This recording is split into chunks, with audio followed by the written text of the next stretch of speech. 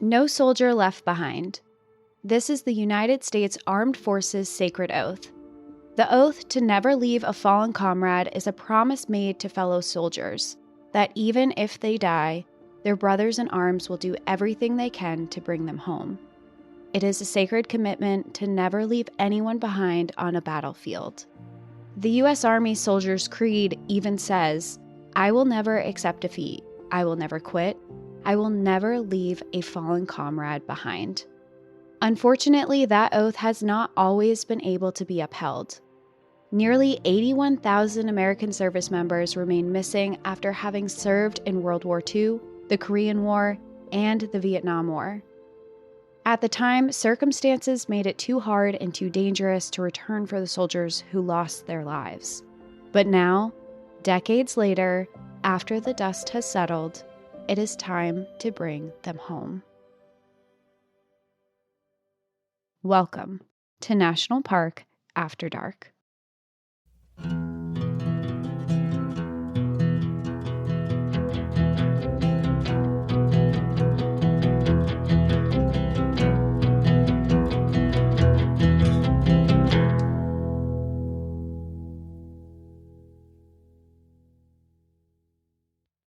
Cassie's doing a World War II story. It's here. Sure am. I always try to find a way to bring World War II into the podcast, which is hard because there's not a lot of national parks dedicated to World War II.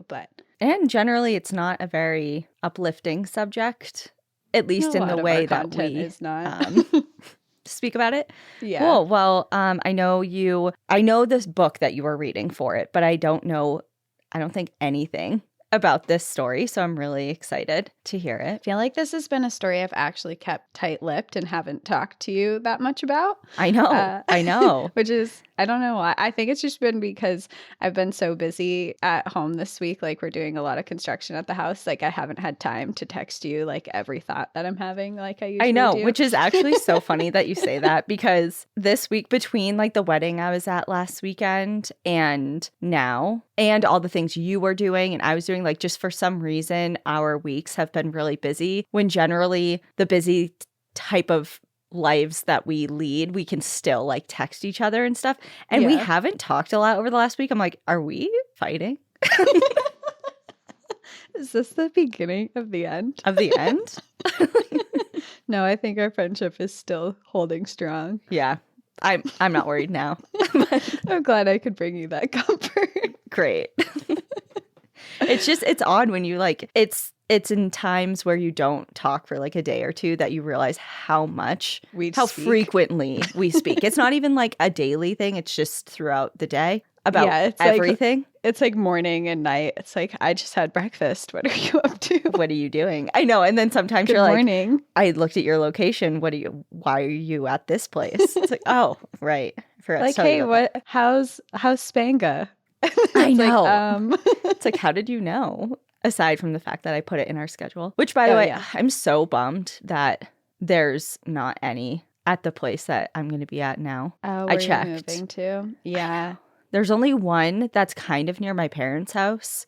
No, I drove by it. Oh, is it closed? It's closed, yeah, because I remember you mentioned that you were looking for the Spanga that was there, and I drove by that area like 2 weeks ago, and it's no longer. There's something else there now. Wow. I should have known, because they took it off their website. It doesn't say there's a New Hampshire location. And I was like, oh, well, I know there's one because I used to work. Our work was right near it. And I saw Petition to open another one in southern New Hampshire. Coastal New Hampshire / Maine. Yes. Petition started. People are probably like, what the hell is Spanga? Spanga is a workout. It's kind of like a, I don't know, like Orange Theory kind of thing. Yeah. But spin bike, yoga, and weightlifting. Yeah, it's 20 minutes of spin, 20 minutes of weights, and 20 minutes of yoga. And I absolutely love it. And there's one close to me right now that I go to every week. But now I'm going to have to find something else. It's fine. It's fine. You'll find something. Well, my algorithm has been bullying me about Pilates. So maybe it's a sign. Yeah. Like everybody on the Reformer and stuff, like those types of videos. I feel like Pilates would be a good one because Pilates is such a mix of like yoga, but also a little faster pace and a lot of like body weight stuff. Yeah, body movement stuff. Yeah. So I feel like that could be a Anyway, we're already completely off track. Okay, well, before we get into World War II, if anyone has recommendations for a good workout studio that will keep my mind engaged as well as my body in southern New Hampshire, coastal New Hampshire / Maine, let me know. Any of those locations. Without trying to triangulate myself. It's like, please tell us your address so we can figure. Okay. You may have the floor. Thank you. I appreciate that. Well, for today's episode, we are going to be talking about World War II, which is, there's so many directions you can go with World War II because it was such a global war. But we are going to be traveling across the world, and we're going to be going to the island nation of Palau, which is part of the island country of Micronesia, which is located in the Pacific Ocean southeast of the Philippines. In case I had no idea where Palau was the first time I heard it. So it's near the Philippines, if you know where the Philippines are. I'm actually going to Google that really now. I've seen pictures of it, but I've just never seen it on a map. Yeah. Okay. Yeah, so everyone go look at where it is if you can't picture it. And I'll go into a lot of details about the island so we'll get more familiar with it. But for this episode, we're going to be diving into some long-lost history of World War II and the search efforts to find missing American soldiers that were lost within these islands. So first, a little bit about World War II, just to get a refresher in case you're not familiar or it's been lost to time when we learned about it in elementary school and high school. If you haven't heard about it in a long time and want a refresher, here's a very brief summary. And by summary, more like morbid facts about World War II. Oh, okay. All right. So during World War II, more than 400,000 Americans were killed. Some of their deaths were at the hands of prison camps, others were lost in combat behind enemy lines, and some were lost on planes that were shot down over the Pacific Ocean. And today, over 81,000 soldiers have never been recovered. The stories of their final moments have never been known, and their locations have largely been undiscovered. World War II took place from 1939 to 1949 and is considered the deadliest and most destructive war in our history. While 400,000 Americans died, it is estimated that 74 million people died across the globe. This has gone down in history as the war that consumed the entire world, as it virtually touched almost every part of the globe, with 70 nations involved. The world was catapulted into catastrophic economic collapse, with major exports and imports affected around the world. People lost their jobs, many people starved. On top of that, the fights and bombings took place on multiple continents. It took place on the continent of Africa, Asia, Europe, and on the high seas. The United States officially joined World War II on December 8th, 1941, the day after the attack of Pearl Harbor. President Roosevelt declared war against Japan. 3 days later, Germany declared war on the United States, and thus we became fully involved. And I think that that's an interesting fact to know, because I think a lot of people think that the United States joined World War II against Germany because of the Holocaust that was going on and because it was outright wrong. But in reality, we did not enter World War II against the Germans. They actually declared war on us first, and that was a move on their part to become allies with Japan. And we were declared war on Japan. So it was more of a strategic thing, and then we didn't get involved in stopping the Holocaust and everything that was going on in Europe until after Germany declared war. Until later. Yeah, which is fucked up, but I digress. Like, this was going on for years, but we weren't affected, so we didn't care. Shortly after we declared war on Japan, military planners developed an island hopping strategy for a westward push across the Pacific to Japanese home islands. After the successful battles taking control in New Guinea, they made their next target the Palau island chain, which served as the last major obstacle before the Philippines that they were trying to get to. And there's a lot of complicated history that goes into this, but basically a lot of this comes down to imports and exports, and the United States not having access to things that they needed to, and opening up like a trade route, the oceans, the trade routes. Yeah. And while this battle that took place in Palau has been largely considered controversial, and many people disagreed with the decision to go into war or try to take these islands at the time. The US did cite reasons that they decided to go into it, and they said that it was important for the United States because at the time, over 10,000 Japanese troops had taken control of the island of Palau and the airfield there, which allowed Japanese planes to threaten the United States allies in the Philippines. So basically, it was a strategic maneuver to get back an airplane field that the Japanese had taken over. And again, this is a very short summary of what was going on. I'm sure there's a lot of moving parts. Yes, happening. There are a lot of moving parts, but essentially we end up in Palau, and the United States planned an air raid and invasion of the island. The plan would get 4,500 U.S. Marines onto the island in the first 19 minutes of their assault, who would then pave the way for another 24,000 U.S. troops to advance into the islands. They had predicted that the raid would take them about 90 minutes to conduct, and the island would be secured in just 4 days. So they thought that this was going to be really easy. They thought that it would be very minimal casualties, and they were completely wrong. This turned into one of the bloodiest battles of the Pacific and lasted for over 2 months. Whoa. Well, that just jogged my memory. Have you seen The Pacific, the series? No, I don't think so. You would absolutely love that. So it's, you know, the one that just came out. I've been trying to watch it on your Apple TV, actually. So on mine? You see it? Yes.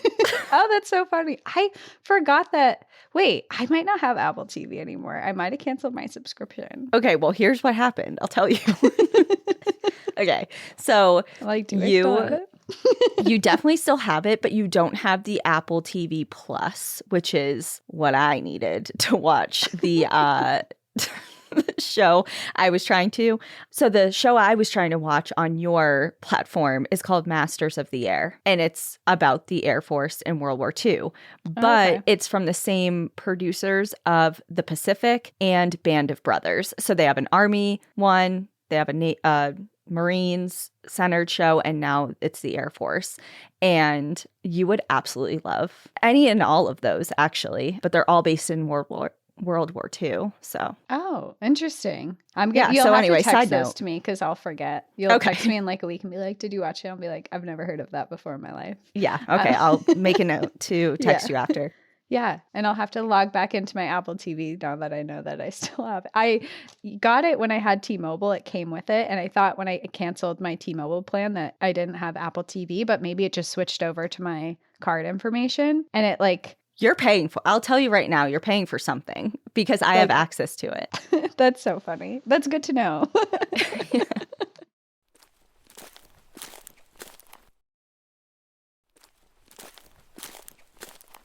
Okay, back to Palau and how it became one of the bloodiest battles. Like I said, it turned into one of the bloodiest battles of the Pacific, and it lasted for over 2 months. The United States eventually won the battle, but it was not without a huge cost. The exact numbers are hard to verify as it changes depending on the resources that you read, and I read a lot of conflicting data. But most reference a range that is estimated to be that around 1,800 U.S. soldiers lost their lives in battle, while another 8,000 were injured. Wow. Okay. So quite high compared to the initial thought of we're in, we're out in 4 days. Like, we're in, we'll take it over, it'll be fine. And it wasn't just the US that had a major loss. I mean, 1,800 people, that's a huge amount of people, but the Japanese lost a lot of people too. They lost nearly every single one of their soldiers, amounting to almost 11,000 people killed. Oh my God. Yeah. And 202 of them were detained as prisoners. So there's this huge, it was horrific. There were a lot of people who were dying, and many of the Americans who died there, when they died in action, a lot of them actually died before they even got to the islands because they were shot out of the sky. Or some of them were brought to remote parts of the island and executed in secret. The people who were on the islands, some of them were shot out of the planes and then thought to have survived the plane crash and then were executed later. So it was just really horrific and bloody all around for both sides. And of course, for the American side, as Americans, it's especially hard when we hear that we lost so many people, but also that we lost so many people who have never been found. For many of these men, their remains have not been found, and the search for them has long been terminated, and that was until recent years. Today, we're going to talk about the stories of trying to bring these soldiers home, and in particular, we're going to focus on an event that happened on September 1st, 1944. On September 1st, 1944, a B-24 bomber aircraft named the Arnett B-24, after the pilot who was on board, Jack S.M. Arnett, was flying with 11 servicemen over Palau to conduct a mission. B-24 planes were massive, weighing about 36 tons empty, and was designed to carry heavy loads long distance, but was known to have a particularly bumpy ride. So they were not fun to ride in at all. They would throw you around, thrash you around, and because of this, it earned the nickname the Pregnant Cow and the Flying Coffin. And that was great. Not like, hey, everyone want to jump in the flying coffin today? And it was named this one for its size because it was just massive. And it was nicknamed the Flying Coffin because it tended to catch fire under attack. And the corridors of the plane were so cramped that it made it very difficult for pilots wearing a parachute to actually escape the plane, which is why it was called the Flying Coffin. However, there were advantages to the plane, which is why they were using them. And its advantage in the Pacific was its ability to fly long distances between the Japan-occupied islands. So especially coming from the United States, flying all the way across the Pacific and then going to different islands, that was a huge plus for them. This B-24 that we're talking about today was carrying a young crew on board with ages ranging from just 20 years old to 29 years old. And this plane wasn't flying alone. They were with 14 other B-24 planes flying in formation with them. And on this particular day, it was a crystal clear day, and they flew at about 17,000 feet towards their enemy target over Palau. But just as they flew overhead, they took 2 direct hits to their left wing. On impact, their number 2 engines burst into flames, and as they were trained to do, they released the bombs they had on board and fell out of formation. Following that, at least 2 members on board were seen parachuting out, and after that, Lieutenant Arnett was seen banking a right in attempt to, it sounds like he was attempting by banking right, he was attempting to try and keep the flames engulfed in one area instead of spreading across the flames around the plane, which was a maneuver that was explained in the resources I was reading. Okay. A little bit more in depth than that. But basically, he was trying to finagle the plane on fire. But while he was doing that, the left wing folded and broke off. Next, their comrades around watched as the plane spiraled towards the ocean below before the fuselage broke in two and then crashed into the water. Some reports say that the same people that jumped from the plane were seen being picked up by Japanese boats. All 11 crew members were not able to be rescued and were declared missing in action. After 1 year and 1 day, they were officially declared killed in action, and their bodies were never recovered. This, of course, left families heartbroken, but also left them without answers. What happened to the men who were seen jumping? Did any of them survive the initial crash? These questions would haunt families for generations, wondering what happened to their loved ones. Did they make it out? Did they suffer amnesia after head injury and never find their way home? Were they held as prisoners before being released and started a new life in another country? These glimmers of hope bled through the label of killed in action because there were so many unanswered questions. And these questions would remain unanswered for years until a man named Pat Scannon visited Palau and became inspired to find them. Before we dive deep into the mission to find these missing men, I want to really introduce everyone to Palau and why this location is national park related, because I think probably at this point people are like, okay, we're in Palau. We have not mentioned a word of a national park on National Park After Dark. Like, what's going on here? Well, Palau is not a national park. However, it does have significant ties to the United States National Park Service. So before we dive into our story, we're going to talk about the location, how the National Park Service is involved, and why U.S. soldiers were there during World War II, which I already kind of mentioned for that.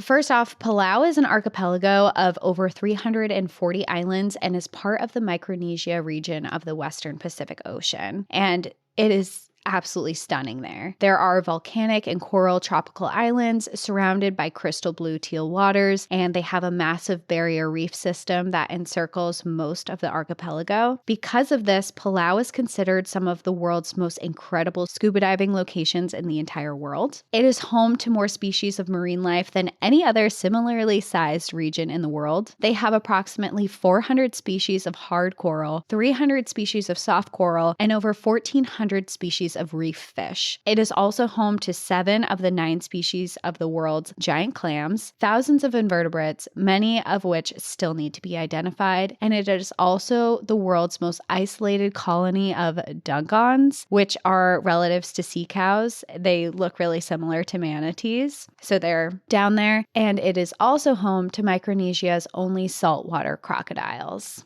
Oof. Okay. Scary. I mean, that's fine. I just don't want to swim there. I don't want to. Yeah, you were really selling the scuba for a second until that part. Piece. Yeah. I'm like a drowning cat in water. I can't. Scuba diving and me don't get along. I can't even snorkel. So okay, imagine. You know what I was just thinking about today, actually? What? And I was laughing to myself. So I'm researching a water-based story, which will come out in a few weeks, so I won't give too much away. But it triggered a memory of us in South Africa snorkeling with seals, and which I really enjoyed, other than the conditions were a little choppy. That is very underestimating what was happening. Well, it was just so funny because Cassie and I, like, there was 2 boats that went out, and I was on one and Cassie was on another with, you know, obviously people from our group. And so we head off like, okay, bye, have a great time, come back. And I'm like, wow, that was like so amazing. Like, that was so fun. And Cassie was like, looked like she's just been through it and like went to war. And it's like, she was like, I was in for maybe 1 minute and I got right back into the boat. I didn't even bring the scuba stuff or the snorkeling stuff with me. I was like, there's no way. I jumped in the water. Okay, just for context, these small little choppy waters were massive waves that were slamming into rocks next to us. Many people were puking because they were so sick. And I asked the captain if the weather was normally like that and if the waves were like that, and he goes, oh no, he's like, I already canceled all the other trips for today. He's like, I wouldn't have a job if we were bringing people out like this. Oh, okay, so well, I didn't know that's not the norm. But we were struggling, like I was definitely struggling for sure. When we came back into shore, we had to stop before the waves broke, and he stopped and he turned around and he was like, all right, the waves are pretty bad. I'm going to have to full throttle it into the beach, and you're going to have to hold on tight because we're going to be thrown and this boat is going to tip. So just hold on for your life. We're going in. And then he full throttled it onto the beach. And I was like, I'm going to die here. And you're like, of course, I'm already having an awful time.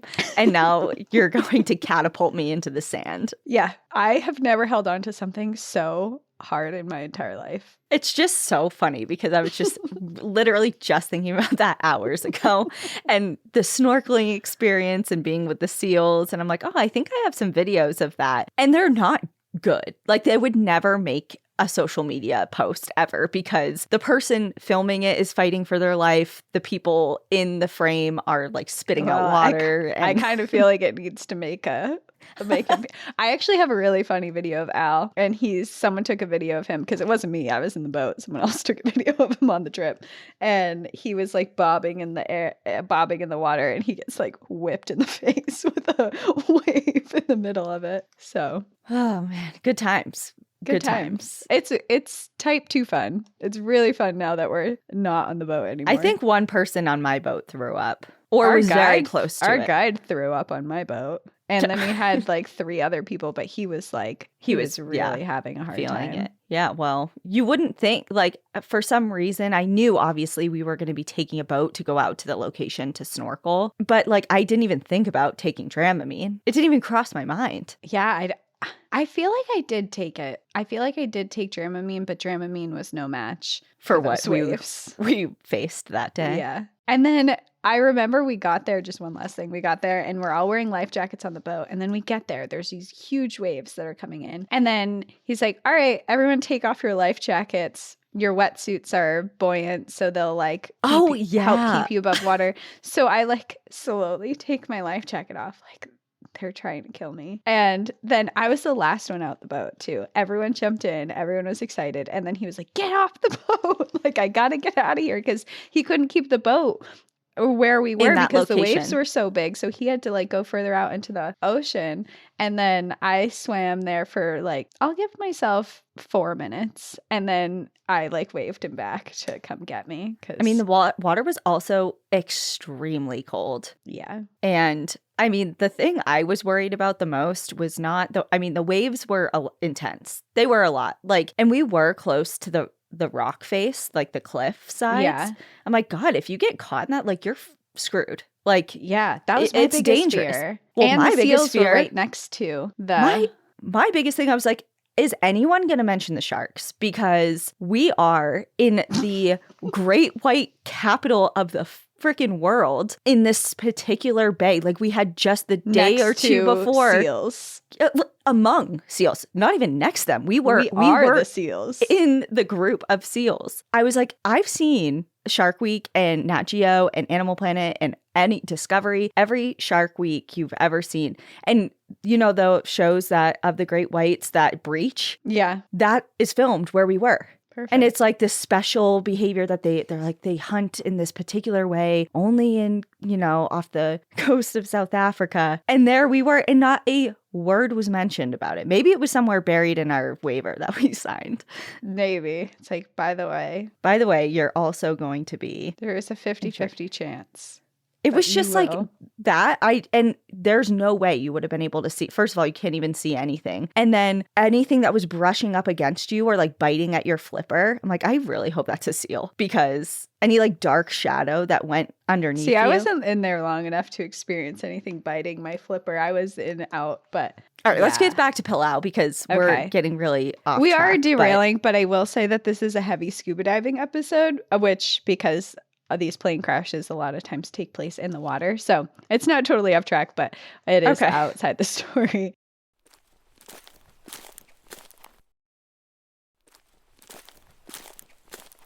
Back to the islands. The islands themselves contain the largest undisturbed forest and largest freshwater lake in Micronesia, along with 70 unique marine lakes. And now, how and why is Palau and the country that is so far from here connected to the United States National Park Service?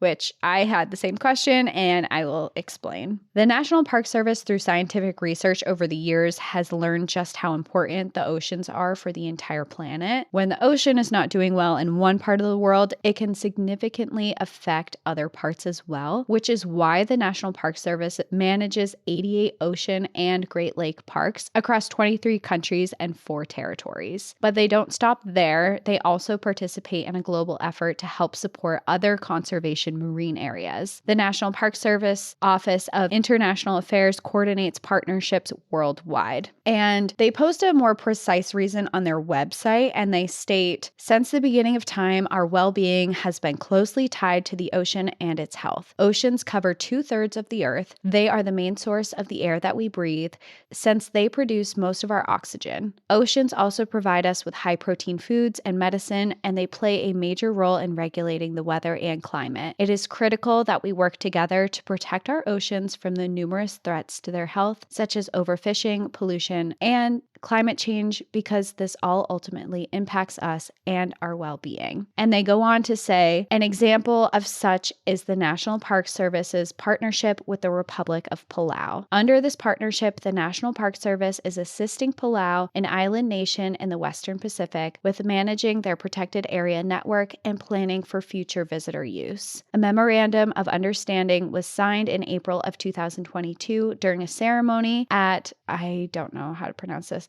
Gardok National Reserve in Melicook State, home to the largest body of freshwater in Micronesia region and a variety of species native to Palau. The site is now serving as the Marine Pilot Site for Sustainable Visitor Use Planning Framework that will be applied to other protected areas in Palau, such as the Rock Islands Lagoon, one of UNESCO's 50 Marine World Heritage Sites. The United States, through the National Park Service and National Oceanic and Atmospheric Administration, has been an active participant in the UNESCO Marine World Heritage Site Managers Group. So that is my very long-winded way of saying that there is a reason I'm telling the story, and it does have national park tie-ins. Thank you. Okay. Thank you for sharing.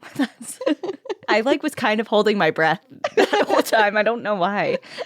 Nerve-wracking. You're like, I was like, wow, it just goes a long time. Yeah. So, I mean, it does the National Park Service, and there is a National Marine Sanctuary that is within Palau too. So there are huge conservation efforts that are going on there. Well, it sounds like, and correct me if I'm wrong, but it sounds like the nation of Palau or the island of Palau is trying to get going with some sort of ecotourism, or so if they're putting all these protections in place and kind of getting this framework of, making sure that their environment is safeguarded and maybe trying to get some attention towards the beauty of it and all that. So definitely. And part of that too is because it's one of the best scuba diving places in the world. I think that has brought to their attention that they need a conservation system in sight, or just planned out, because they have so many people visiting their coral reefs and seeing their fish and all of that. And also because they're in such a well area, fishing needs to be regulated too. So there's a lot of efforts that are going on, and ecotourism is definitely a big part of it. Okay, now back to our story. It was 1993 when Pat Scannon first learned of B-24 bombers in Palau. He was in his mid-40s working for a biotech company in California, and at the time he was working 60-hour weeks with an hour commute back and forth, and each week was repetitive, and he kind of fell into this routine that wasn't exactly exciting. So when a coworker and friend approached him with the idea of going to Palau on a scuba trip, something both him and his wife loved to do, he was all in for the adventure. His coworker devised a plan to find a sunken Japanese ship off the coast and make a documentary of the find. This ship was particularly interesting because it had never been located, but also because this ship was one that President Bush sank during his time in the military, and it was also his first kill in the military. The documentary was just part of the adventure they were planning, because Palau had been rumored to have lost treasure estimated to be worth $100 billion. What? Yes. So Palau has a huge treasure there, which has brought a lot of people there. And his friend's idea was that they wanted to come film this documentary that they thought would get a lot of publicity, especially because it involved one of our presidents. And they would use the profits from that documentary to fund their treasure hunts in Palau. Okay, what kind of treasure are we talking about? That's worth $100 billion or whatever. So it sounds like, and I didn't go into huge detail of the treasure, but it sounds like during the war, there was some ships that had a lot of gold and jewels and stuff that were on it. And it is now today worth $100 billion. And I even Googled 100 billion. Are you sure? It's a question mark, because I feel like that's a lot of money. Well, not only is that a lot of money, I feel like any sort of treasure worth that amount of money would gain a lot of attention, or I feel like, does it? Because I've never heard of it. You've never heard of it, but down there, and I read a book that I'll reference a lot. It's called Vanished, the 6-year search for missing men. And so they reference a lot of, not a lot, but a little bit in there, just to say that locals don't really love treasure hunts. And if you come down there looking for treasure, they won't help you. They won't be like, I know where that shipwreck is. I know where this is. It's kind of an annoyance for people who actually lived there. I would imagine, yeah. Yeah, but $100 billion. So this becomes a treasure hunt, basically.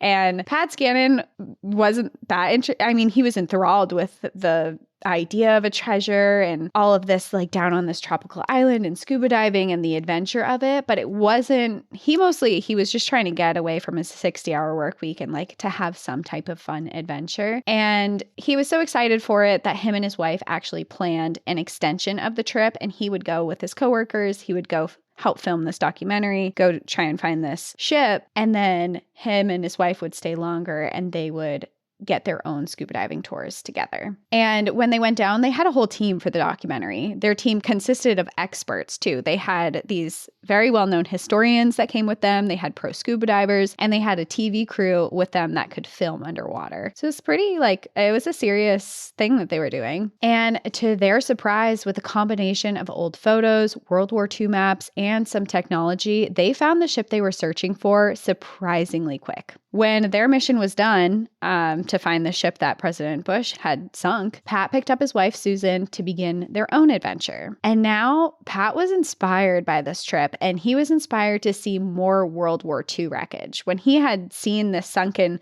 ship from the Japanese, it was like seeing a moment in time, a moment frozen in time where it was untouched. No one had touched it since the day it sunk, and it was there. And so they decided to hire a local guide to bring them to the sites less known and the ones with more history. Because generally when people go there scuba diving, you hire a guide, you go to these big tourist destinations that have these amazing coral reefs with amazing wildlife, and they kind of pivoted that to be like, okay, coral reefs are cool, but I want to see the World War II wreckage. So they hire a guide and they go out on this boat ride. And the boat ride was significantly longer than they expected. And when the guide slowly approached this little island that was not much bigger than a house, in waist-deep water not far from where they were, they saw a massive strip of metal at least 50 feet long. When they jumped into the water and got a closer look, they could see it was clearly the wing of an aircraft. A few feet away was a second engine attached to the wing, and then in English, they saw the words, General Electric. It was in this moment that they realized that this was not a Japanese plane, this was an American one. And they were also realizing in this moment that they were not only in the location of an American crash site, but they were in the location of an American grave site.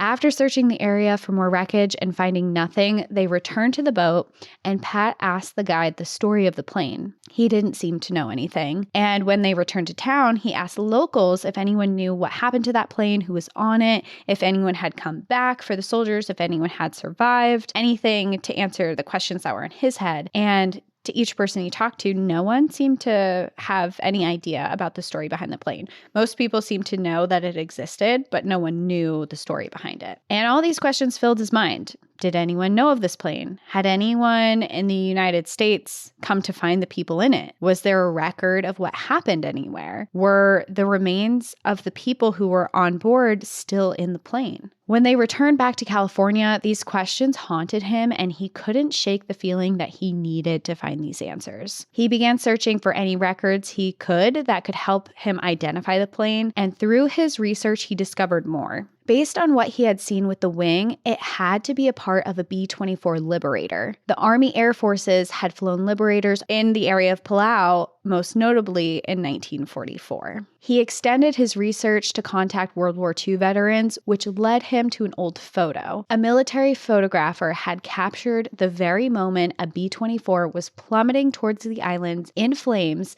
and when Pat examined the photo, he realized it was taken in the same bay that him and Susan had seen the wing. This photo even captured the moment the plane was losing its wing, but there was a problem. This plane was losing the wrong wing. It was not the wing that he had seen in the water. This led to the discovery that not one, but 3 B-24 planes went down in the area that he was in, and there was much more wreckage than he could have imagined. Pilots William Dixon, Jack Arnett, and Glenn Custer all had their planes shot down in that region. He discovered the wing he had found found was from William Dixon's plane. He found photos and reports that detailed the crashes.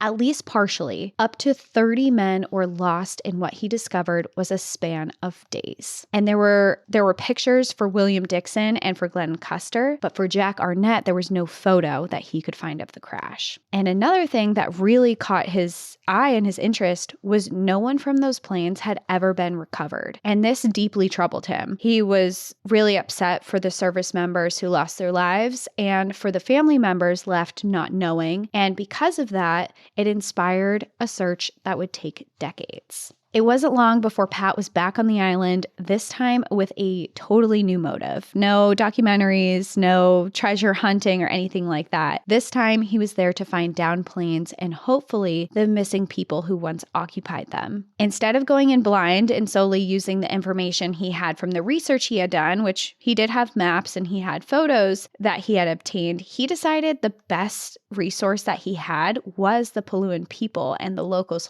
who lived there. So instead of just going off of the knowledge that he thought he had, he decided to ask around, and it led to some answers. On the island of Koror, which is part of Palau, he wandered the neighborhoods asking if anyone knew the whereabouts of the old American World War II planes. Specifically, he would show them the photos and the maps he had, and he would tell them about the 3 that he was looking for. He would show the pictures he had of the planes going down and asked if they had seen that plane or if they knew that area that the picture was taken in. 2 full days of searching and asking dozens of people yielded no results. But then he met someone named Xavier March. Xavier led him through the jungle to a beach where a piece of metal the size of a car lay in the water surf. It was the cockpit of William Dixon's plane that he led him to.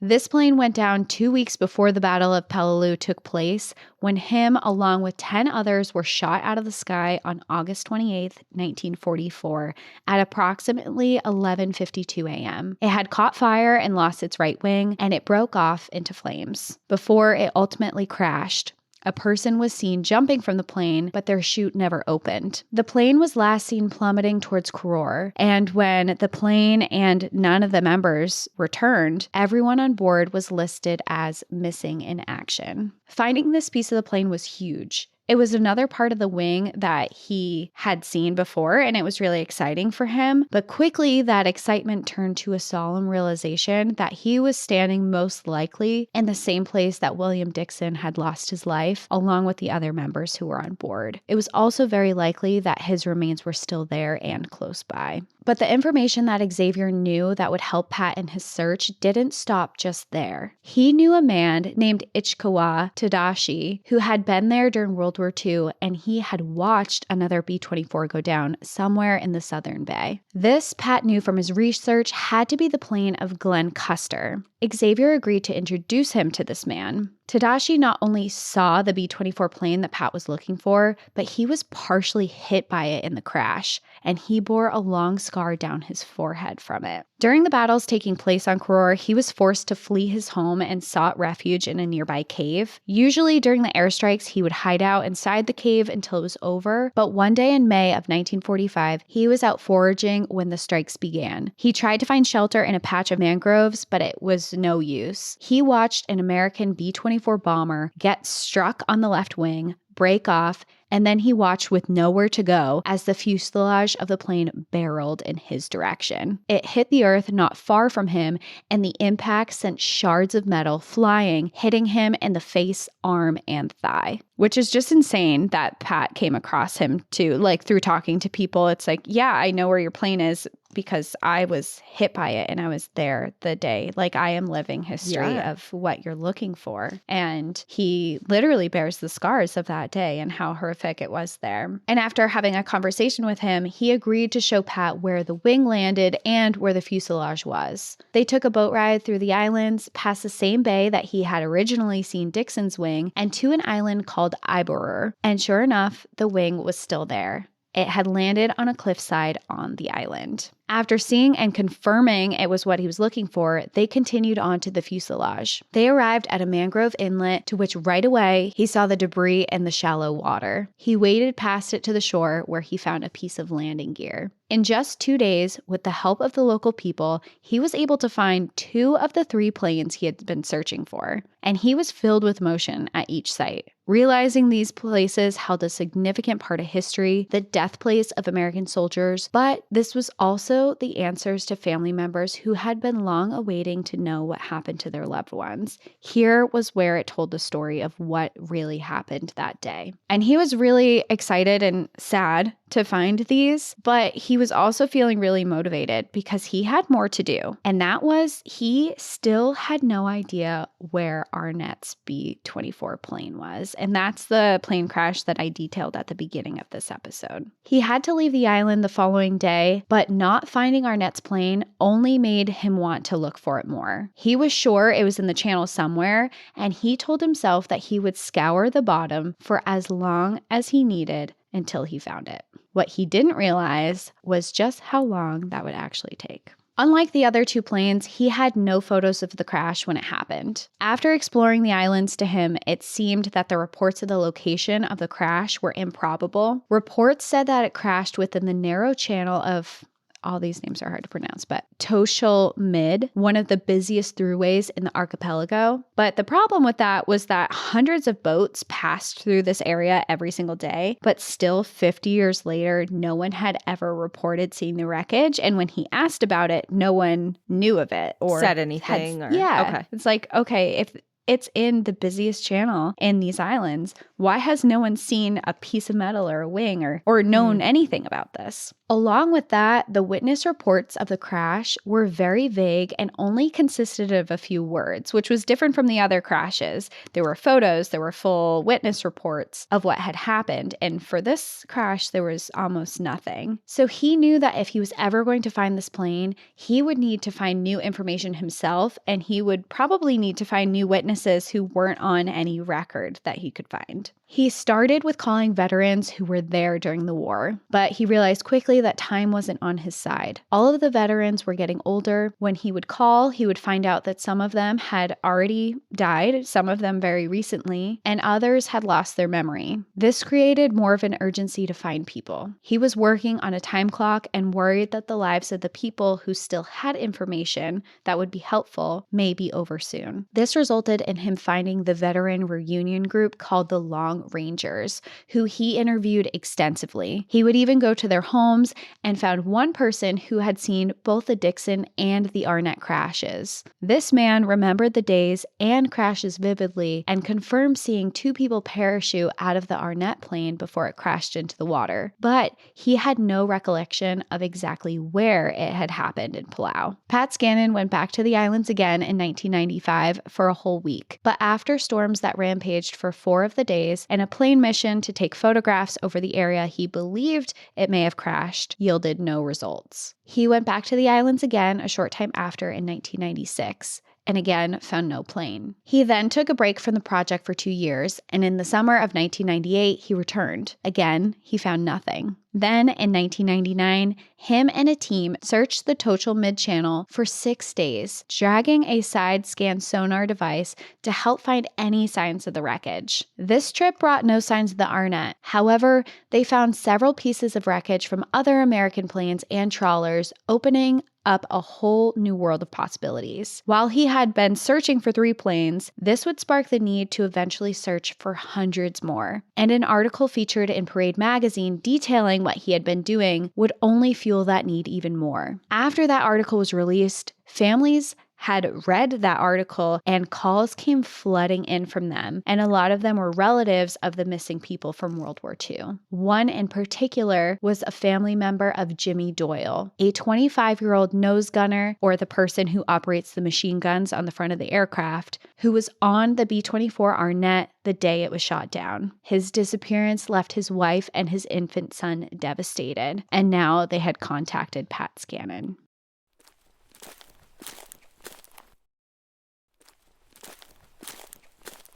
After meeting with Jimmy Doyle's son, Tommy Doyle, he discovered there were a lot of unknowns about his father's death. They had actually held on to hope that Jimmy was still alive. They even had people confirm seeing him. There were rumors that he had started a new life and started a new family in California. Family members of the Doyles even drove all the way to California to look for him, and neighbors confirmed that they had seen him there, but they never found out for certain if the rumors were true because they never saw the man that they had come to find. For them, it seemed unfathomable that he would actually do that, especially because while he was away in war, he was a dedicated husband who wrote to his wife Myrtle every chance he got in detail of how he missed her and his son. So to think he just up and left them for a new family was like, what's going on? They even toyed with the idea of like amnesia, forgot his family, started just all of these glimmers of hope that he was still alive. And I think they kind of held on to that because there were these sightings of him. It's like, oh, if people are seeing him, then maybe he really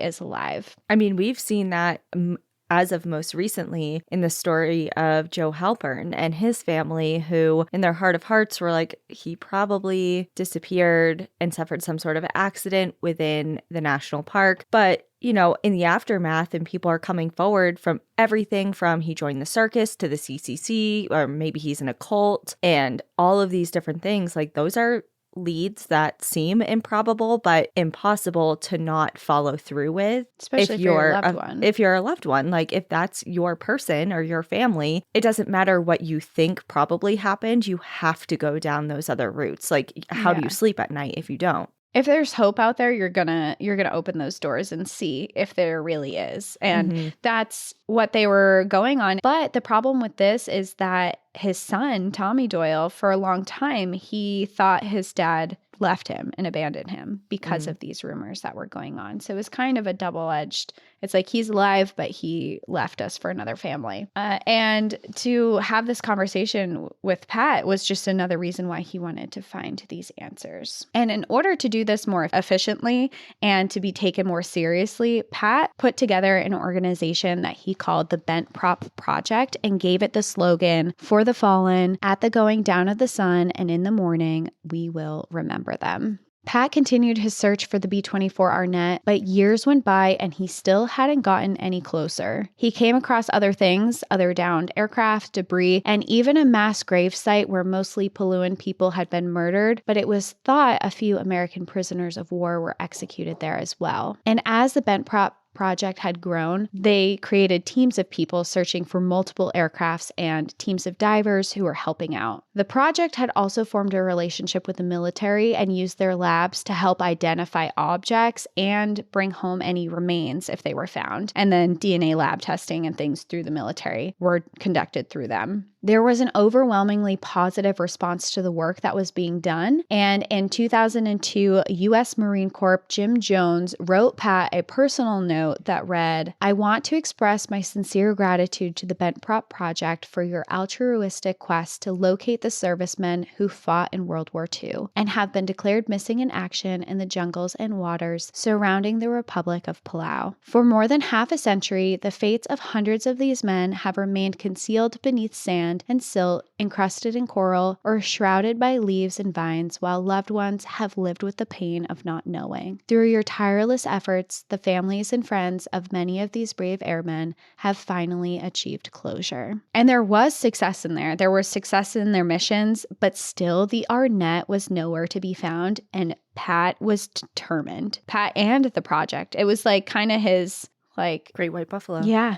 It's White Buffalo. He needed to find this particular one, and he wasn't going to give up. It wasn't until 2003, 10 years after the beginning of searching, that they found the most promising clue that he had yet. He was going through the archives of the battle at the National Archives in College Park in Maryland when he came across images he had never seen before. Him and two others came across massive 12 by 12 film negatives from the day that the Arnett went down that showed images of the islands and, when they looked really closely, images of the plane. There were 10 negatives in total, and within them were these tiny little dots of images of planes, and one of them he saw was the Arnett. And it was the first photo he saw, and it was taken moments before it crashed. So this was the very first time he saw the location of where it crashed. And the location indicated that it was on the west side of the island of Balbodeob, which happened to be the same area him and his wife had found Dixon's wing in 1993. Now, during that time, they also saw a propeller, which I kind of briefly stated. They saw two pieces. And at the time, he didn't think that it was linked to the Arnett. He thought it was just either part of the Dixon or something else, and he didn't put it together. But now these photos were indicating something completely different. And within these photos, he realized that for the past 10 years, he had been searching in the wrong area of the islands. Shortly after discovering that, they headed back to Palau, and this time with a new plan to find the Arnett. The team put together permits and gathered equipment, and they used Photoshop to import the images they had found and superimpose them over a map of Palau. Then they used the images of the plane and the line drawing tool to predict where the Arnett would have crashed. 5 days into their preparations, they got a lead from a local who was there and saw the Arnett go down and could detail the location as well. And then another lead popped up. A fisherman who knew the area well had seen a huge jumble of metal embedded in one of the coral heads in the region that they were looking to search. And he showed them the spot on the map that they had drawn, and it was exactly where it was, like smack dab in the middle of their next search spot. On January 26th, after 10 days of preparation, the bent prop team boarded a boat for their first dive to look for the Arnett in the new location. It was only a couple of minutes into the dive when Pat resurfaced to hear the shouts of people calling out, "They found something." When he dived back down, he saw his crew holding on to a propeller wedged into the side of some coral. Following that, down a steep slide of coral on the ocean floor was an aircraft engine with a second propeller attached to it and the right wing below that was the wing of a B-24 wing.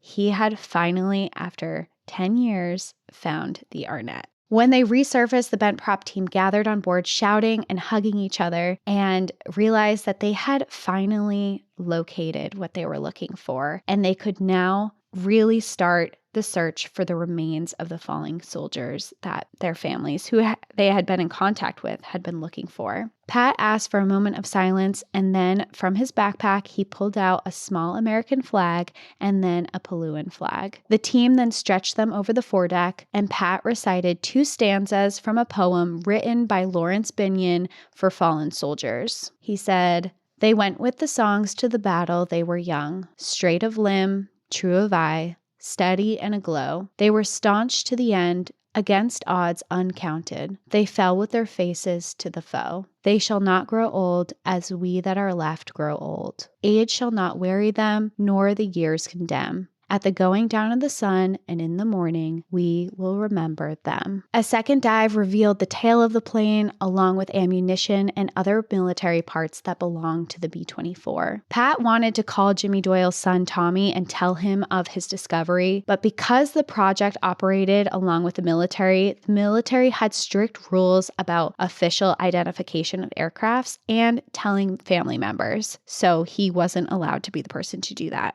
On the Bent Prop website, it simply stated an update that they had found a B-24 plane near the island of Koror and a few other very vague details. Tommy's wife, Nancy, happened to read the article a few months later and called Pat immediately with Tommy, asking if they had found his father's plane. Pat couldn't confirm any of this because of the military regulations, but instead he detailed everything they found and exactly what the plane looked like. And from his description, they knew it was the same plane as Tommy's dad, Jimmy Doyle, who had been on it. He asked to see it, and Pat told him that if he got certified to scuba dive, that he would take him to the wreckage site on a planned trip in a few months. And Tommy agreed, and over the next few months, he enrolled in a class and became scuba certified. Tommy and his wife had hardly ever left their home state of Texas before, but they didn't hesitate to buy the flights and travel across the world to see this plane. It wasn't long after they landed that Tommy was in the water, staring at the wreckage of the plane that his father had been in. While it hadn't been discovered yet, Tommy was swimming directly next to his father's remains. More dives revealed human remains, and after 2 years of extensive DNA testing in a lab in Hawaii, on February 9th, 2009, 8 of the men on the aircraft's remains were identified. Among those was Jimmy Doyle. Their remains were brought home to their families, and a memorial service was held. They were buried in a group burial site at the Arlington National Cemetery, where they were honored for their military service. Now, today, the Bent Prop Project has changed names to Project Recover, and it has grown exponentially and is currently working on projects around the world to recover Americans missing in action since World War II. There are documentaries that show the work they have done, including video footage of parts of this story today. They are called The Last Flight Home and To What Remains. And for this story, I used a combination of those documentaries, articles, and a book titled Vanished: The 60-Year Search for the Missing Men of World War II by Will Else Hylton. And I will say that that book, another book recommendation for people, I highly recommend it. There is so much that is not included in this whole story today that is within that book. Like, it's insane how much is in that book, actually, just between the research that goes into World War II, the missions that were being conducted, all of the work from not just Pat Scannon, but all of his colleagues that were involved that I didn't mention just because there's a lot of names and it gets like a little bit confusing in a audio format, but so highly recommend this if you're interested in World War II and the subject. The book is written so well and it's so easy to follow along and it's just so detailed. But also, in addition to this book, if this story has particularly interested you, we have some exciting news because we have an interview that is coming up on Thursday of this week, the Thursday following the date of this release, where we will be speaking with Derek Abbey, who is the president and CEO of Project Recover, where he will be giving us an inside look and answering our questions about the missions that have taken place over the years and how involved it is to complete these recoveries. And he is also a close friend of Pat Scannon. So, direct interview to correlate this entire story. Whew. Wow, what a tale. And I can attest to at least one of those sources that you spoke about because I haven't read the book or the first documentary you mentioned, but To What Remains is the documentary that Cassie and I watched together in preparation for our discussion with Derek Abbey, and it is amazing. And I mean, we watch a lot of documentaries and different things for the show. So we've seen our fair share. And this one in particular is not only is it very moving just because of the subject matter, of course, it's even if you don't have ties to the military, it's obviously, you know, it's a human thing. You can relate to the strife that people experience, but just as a production, it's just an incredibly well done documentary. So, and you can access it on YouTube for free. So yeah. And with the other documentary that I mentioned, The Last Flight Home, they actually have video footage of Tommy Doyle seeing the wreckage of his dad for the first time. It's emotional and it's really happy that he's getting closure, and then it's really sad, and it's just they pull at the heartstrings so well because you just feel for this family so much. But what they're doing, Project Recover and the Bent Prop Project before this, is just incredible. It's amazing what they're doing and the community that they're serving and just the closure that they're bringing to these families who I kind of mentioned at the beginning of this episode that there is a pledge within the military service that no soldiers left behind. And in this particular circumstance in World War II, there were so many reasons why people weren't recovered. And now it's really time. It's been too long. These people need to come home. Their families have questions and they need to have a proper ceremony and grieve properly for the people that were lost. And that's exactly what they're doing. So it's a really cool interview that we're doing on Thursday. If this was an episode that spoke to you, we have basically a part 2 with the people who are really involved in these stories in this project. Amazing. Well, thank you for going into detail on that story because, like you mentioned, it was briefly touched upon in the documentary because there's other stories that are involved and other aspects. There's kind of a lot of moving parts, but it was just kind of touched upon. So to get more information about it was cool to kind of fill in the blanks a little bit and get more of a human side to the story other than just logistics of dates and times and right, exactly. Yeah. So, wow, kind of a heavy one, right? Definitely a heavy one, but interesting subject. And I mean, I just think back in World War II, it's not that long ago. I mean, people are still alive who fought in World War II. So it's not long enough where families have forgotten by any means. And that is trickling down to other people. And we'll talk about that more on Thursday. But it was an interesting episode and a great book if people are looking for a new book to read. But yeah, that's all I have for this Monday's episode. Wow. Well, thank you for sharing and bringing us a World War II story. I know it won't be your last. No. Just have a feeling. I love the World War II history. There's just so many interesting parts to World War II. And I know. It's all devastating and sad, but there's also a lot of...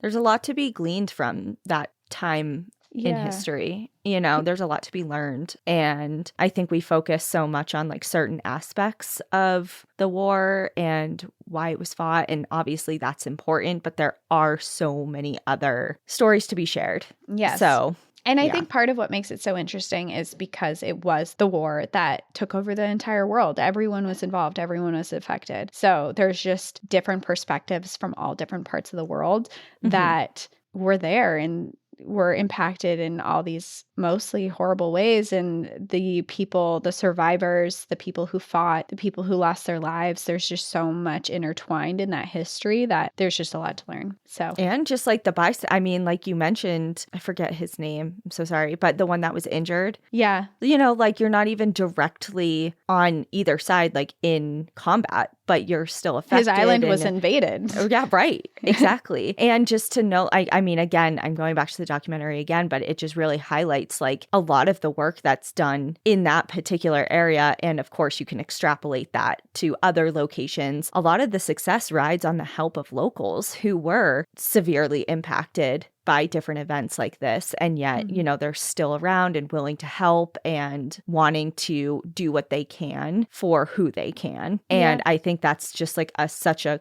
amazing part of it as well. But okay, no more about it because I don't want to ruin anything about the interview. More on Thursday. All right. Well, thank you everyone for listening. We hope you enjoy the view. But watch your back. Bye, everyone. Bye.